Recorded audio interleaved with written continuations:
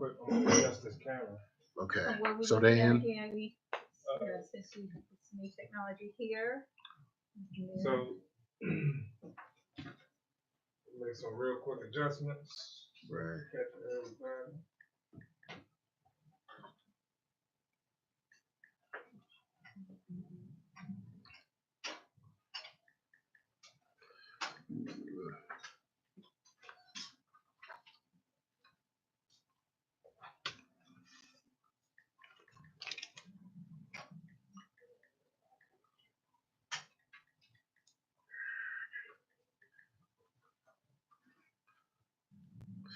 I'll tell you what, we'll take a break at the half.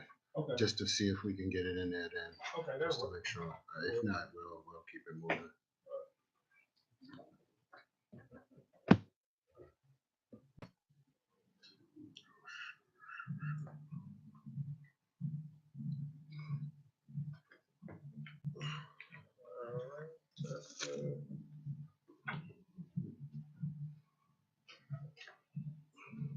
So how's this streamed? Is it streamed on YouTube and Facebook, or just Facebook?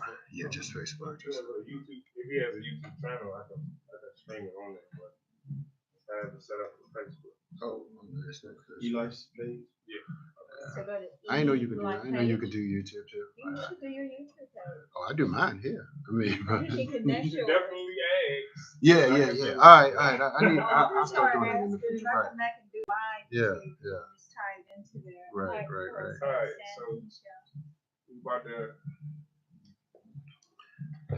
People tuning in. Is that okay? Right. We are live. 5, 4, 3, 2, 1. All right. Good afternoon, everybody. Good evening. It's a beautiful day. Hakiyami here, the Success Scholar. Man, everything is beautiful. Just happy to be here doing this live broadcast. And you know how we do each and every Mondays, 8 p.m. Eastern Standard Time, live at eLife Media Group. And you know, I'm gonna have a good conversation today. Thank everybody for tuning in, listening in. You know, it's political season, political time, and you know, sometimes we gotta, add on to this discussion, just raising the awareness of what's going on in this country. And so I brought in to do just that.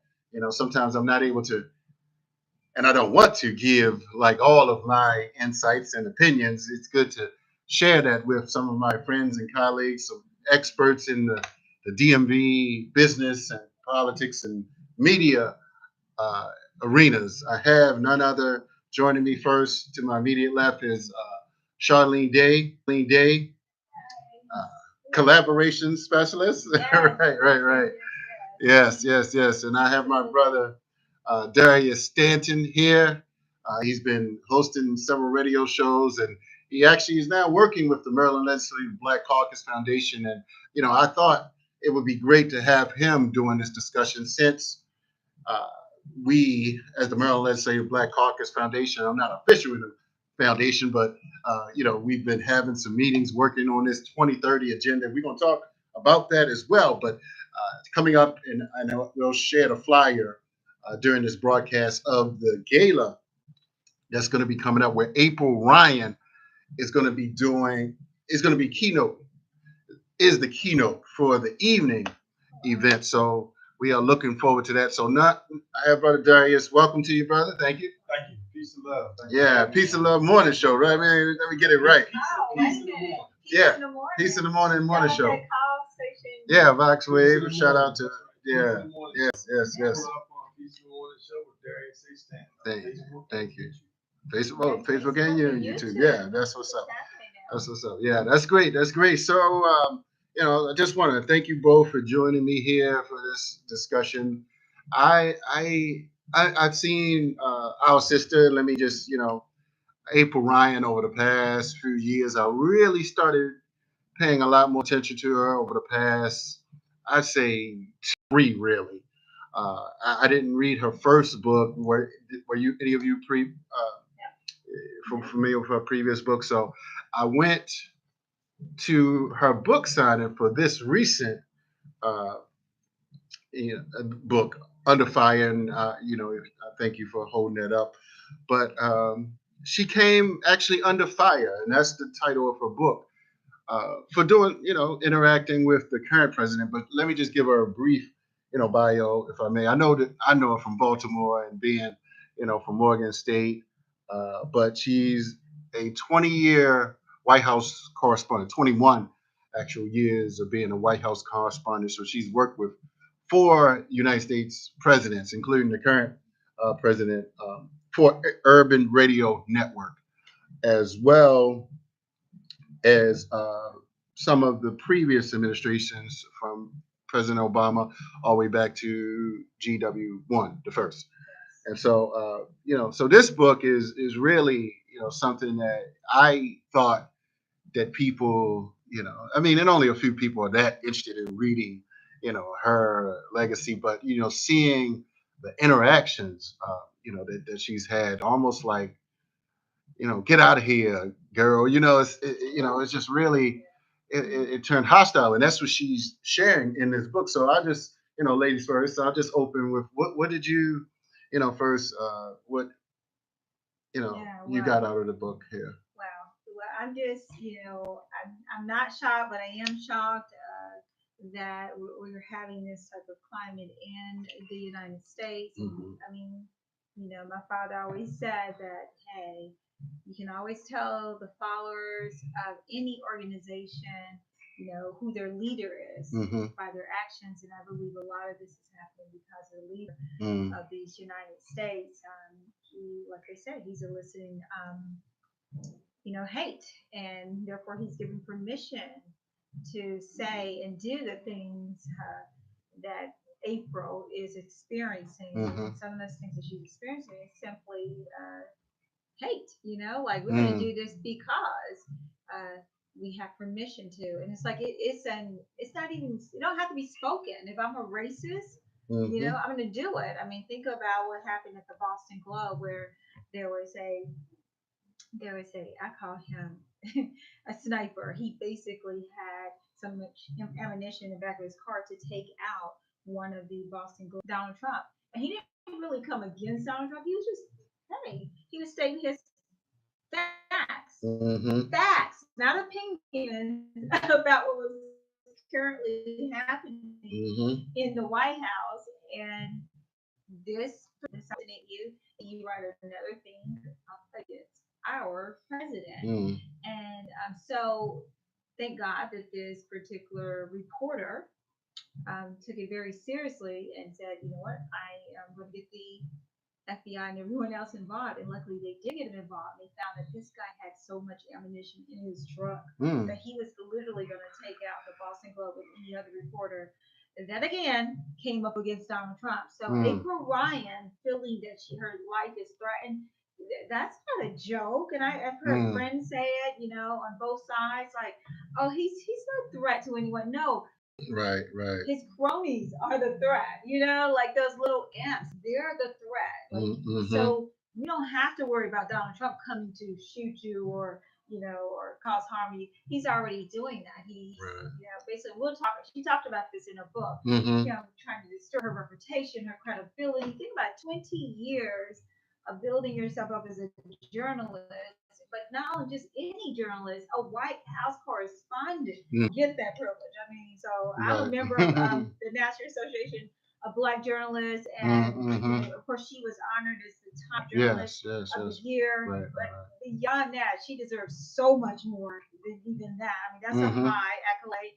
Right. This young lady being a part of 4 presidents, and guess what? Those 4 presidents had their differences with her. Yes. Or other views that we hate you, not to this extent, right? But they had a mature disagreement. Like, we don't agree with people, but however, all she's doing is asking a question. Right. We'll get into that. She asked the question because she asked the question blank. Are you racist? Why did she ask that question? She simply because that was the word on the street. And as a reporter, we ask what we hear, and we ask for you as the we call you the victim, right? We ask the victim who is being victimized at the time. We ask you, Is that true? Are you a racist? And that way you have time to clear that up, right? You. So if I call Haki, say, Haki, you are a Black Panther. You know, are you a Black Panther? You know, like, because the word on the street, you're a Black Panther, right? And so you have the right to defend yourself right then and there. Right. I'm not making allegations against you. I'm asking a question because the public wants to know. And I am operating my First Amendment, my speech, but I'm also operating my First Amendment, doing my and asking the question the public wants to know. I mean, so that I can keep going on with this, but yeah. So what do you think? Yes. Well, I think first, thanks again for having me on the show. Insightful. My good sister here. The first thing I think, well written. Thank you. The foreword by Tamron Hall was very powerful. Yeah. Just setting the stage of the iconic figure that April Ryan is. And really, when you read the book, you get a chance to really get the sense of why she's so iconic. The fact that she's been a White House correspondent for 2 decades, plus 1 year, is powerful in itself. But to be able to see the migration or the evolution of the White House and the various administrations and the intricacies of what takes place. You often hear about White House history and presidents. It's traditionally from white males. Occasionally there's a white female historian. But she's writing it from a journalistic perspective, and as well as a historic perspective. And then she has some insight because of the level of journalist that she is. So she's not just a White House correspondent. She's a leading journalist who has ties and connections, as people in that field do throughout the country. And so one of the interesting things about the book, she was at a party with a congressman in New York who happened to be related to her. And at the party was President Clinton. Right. And at the time, Donald Trump was at the party as a guest, and she said he just, he would not get out of the line talking with Clinton for like 20 minutes. He just dominated. People in line waiting to talk. Right. Take pictures, and Trump would not move. Wow. That line got visibly aggravated. But that's the kind of insight. So she got a chance to see him as a Democratic fundraiser. Right. Yes. He was a friend of the Clintons. They were partners. They were, as I just mentioned, anytime you spend 20 minutes sitting in somebody's face talking, you sure enough have something in common, right? But then, fast forward, to also put the book into context and her being under fire. And the press being under fire in itself. I'm from Annapolis, Maryland, where I live here in Prince George's County now. I'm very proud of it. But I'm from Annapolis, where the Capitol shooting took place, which is the newspaper there. Guy came in and shot up, the Capitol, and I believe 5 people were killed. Just this past week, President Trump credited a congressman, Giaforte, who slammed a journalist, literally picked up a journalist and slammed him. And Trump said, anybody who can slam a guy, slam a reporter, that's my guy. Anybody who can slam somebody, that's my guy. Again, more permission. That's permission. So that's really, if it were Malcolm X or Minister Farrakhan or Kanye West, for that matter, using that type of language, they would be looking to charge him with inciting a riot. Right. Yeah. He did the same thing in executive conference last year, when he said, before you put him in the car, pump his head. Bump him up. Yeah. He broke the Constitution. He broke his own oath to the Constitution because the Constitution, until they prove him guilty. Right. And so you have constitutional rope Right. on national television, but on the national television in front of the executive of the police agencies from around the country. Mm-hmm. Mm-hmm. Yes, yes, yes. In this particular instance, his son and a few other people said that Trump was just he was just being comedic. He was just being funny. Mm-hmm. The light of the situation. Mm-hmm. You make it light of somebody banned, then by an elected official. Mm-hmm. Wow. So now see an African American woman in a White House who had period. But beyond that, is in the seat of contention and the audacity to ask the question, are you a racist? Mm-hmm. As a journalist, her job is to ask those questions. But I don't know how people are aware of it now. She has actually hired private security because she was getting death threats. She talks in the book about how uncomfortable it has become for her family. But she's also the fact that her children know that she's fine.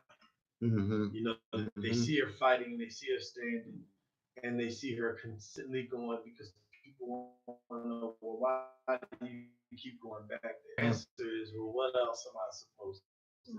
Right. This is my job. This is what I do. This is what I've done. Coveted position and coveted role.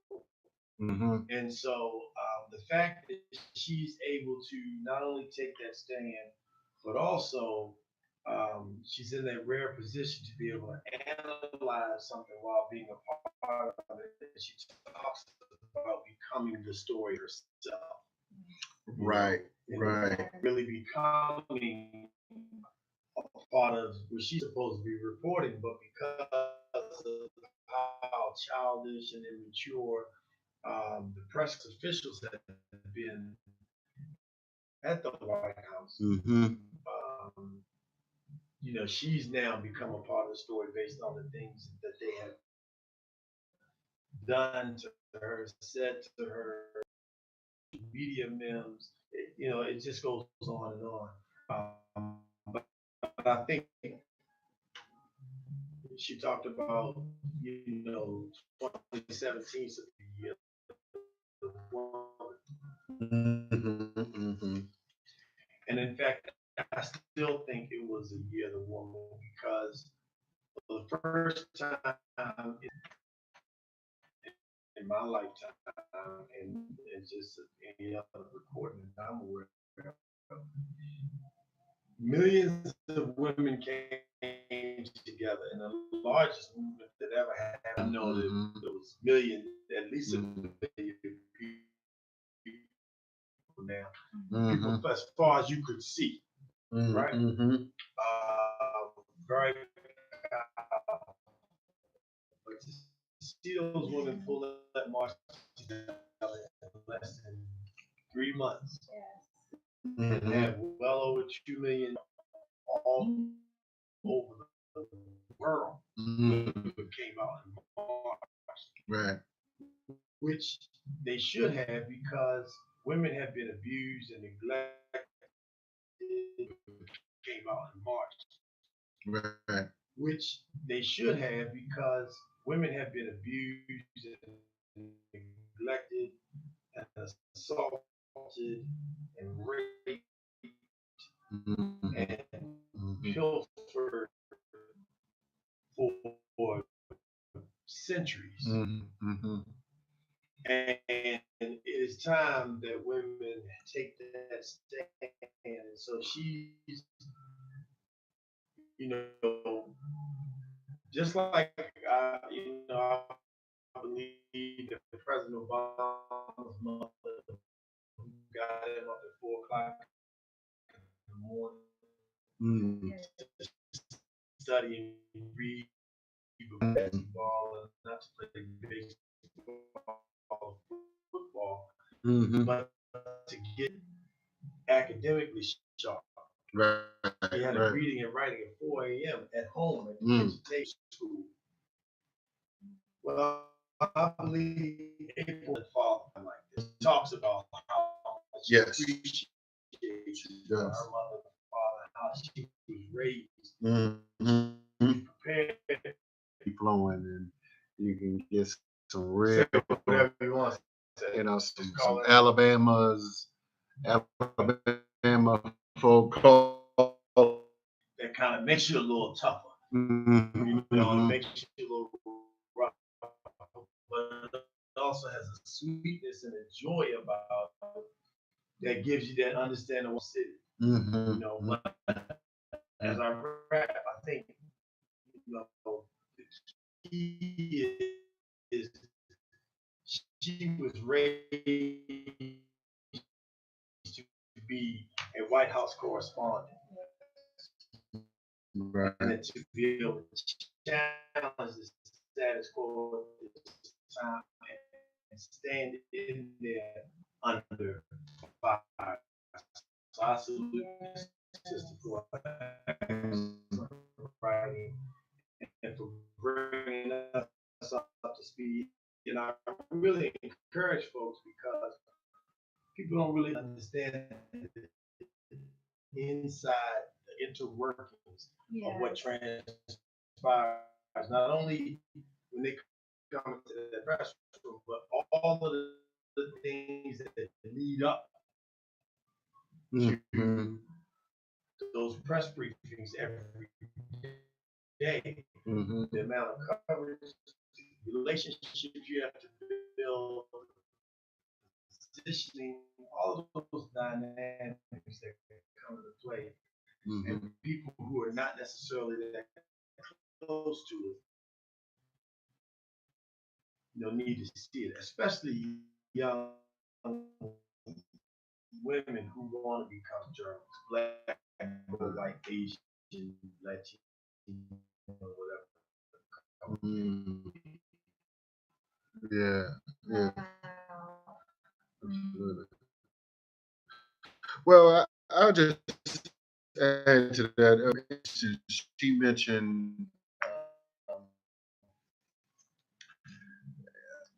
how that was, she felt like that was the worst day of her life, you know, just the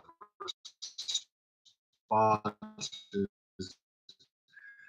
you know, and hearing the responses people on C-SPAN, just like really was saying some, you know,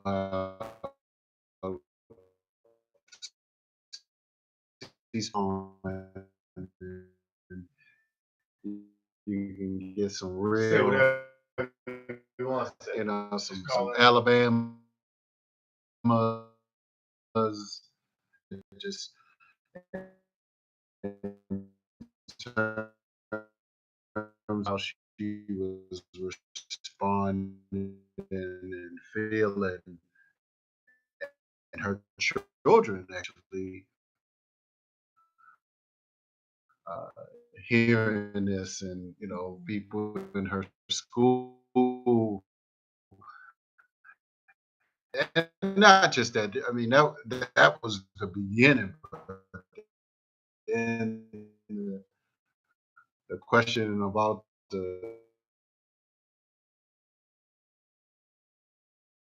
where she spoke about the meeting and attempting to meet with Congressman Elijah Cummings. Exactly. Which she lied about. Yes. Right.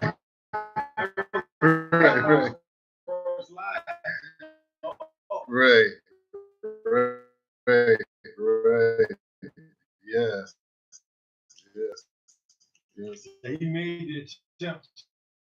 meet with them, and the congressman's office was waiting to hear. She was looking forward to that, and it never, it never took place. He, basically said that we're trying to meet, but it didn't happen. So, but and I didn't know this, and that she had asked the previous presidents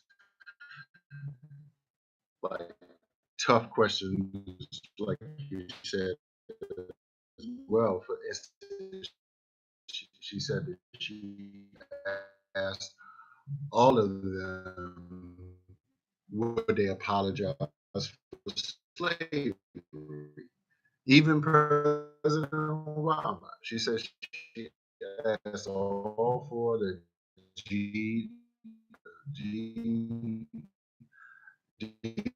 GW1 and 2 and Clinton as well as President Obama. Would they apologize for slavery? And she said that that didn't rub them the right way. None of them.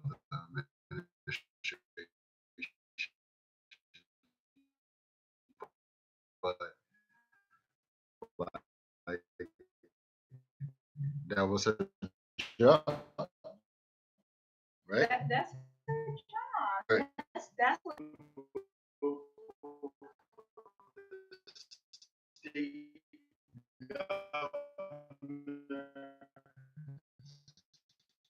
in Maryland and Alabama, Florida,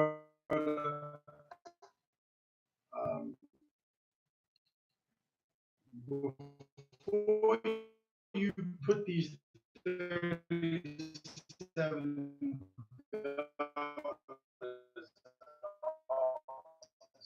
understand that the governors are going to, just like Trump did, put cap on. Right. Remember, Trump was also for the war. Yeah. Alabama. Okay.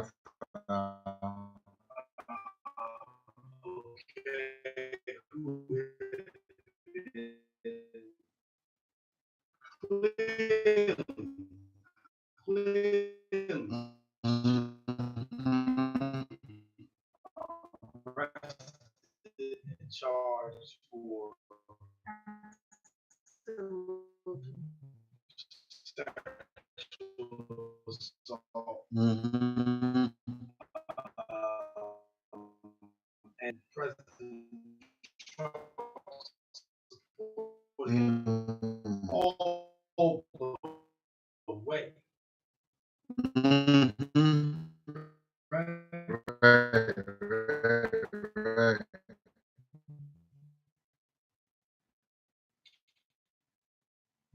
But here it is now.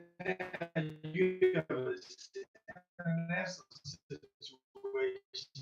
You let the world see you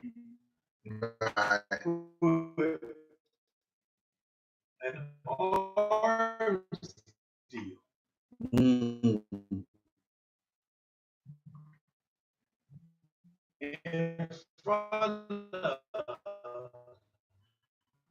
human life. So you put people over profit. Mhm. I mean, profitable people.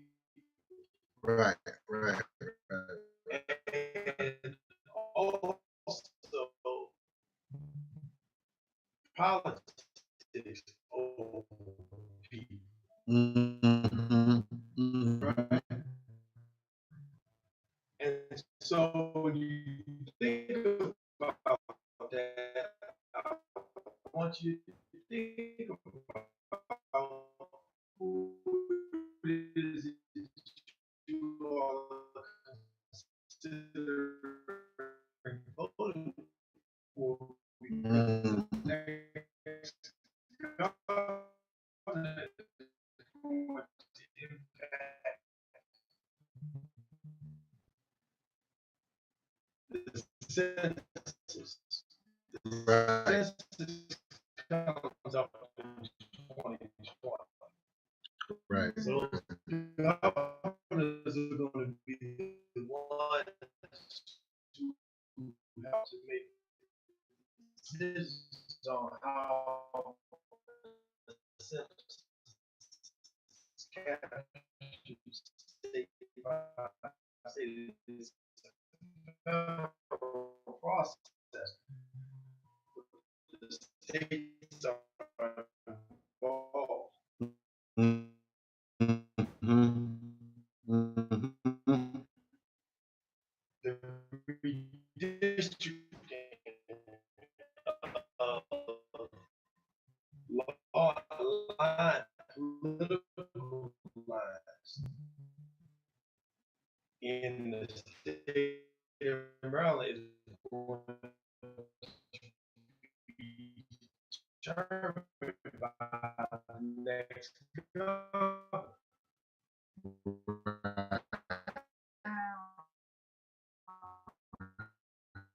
This house is going to vote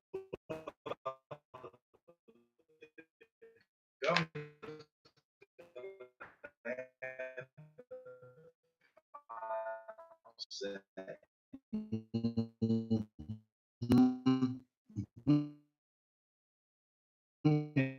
And those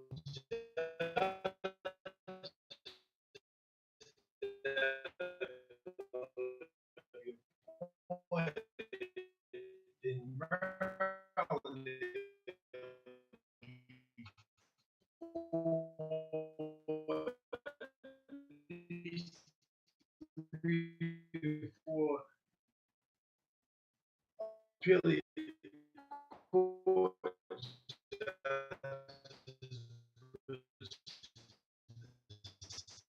state supreme court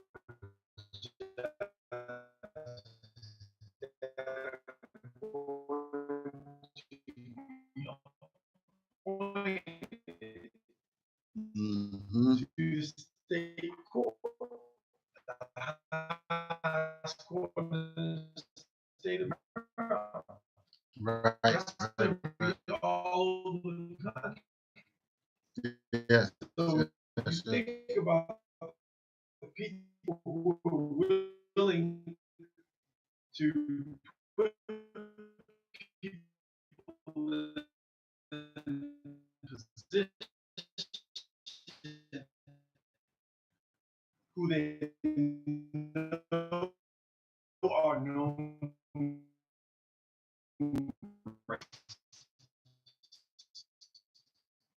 Mhm. Mhm.